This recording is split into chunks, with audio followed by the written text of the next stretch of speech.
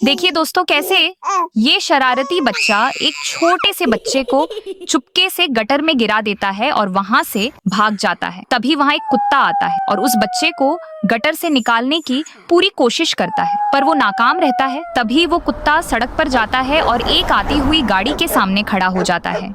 Driver गाड़ी रोकता है और बाहर निकलता है। कुत्ता उससे अपनी बात समझाने की कोशिश करता है, पर वो नहीं समझता। फिर कुत्ता उसे मुंह से पकड़कर खींचता है और गटर के पास ले जाता है। वो आदमी अंदर बच्चे को देखता है और उस बच्चे को बचा लेता है। इस कुत्ते की समझदारी से बच्चे की जान बच जाती है, लेकिन किसी ने उसे लाइक और सब्सक्राइब नहीं किया।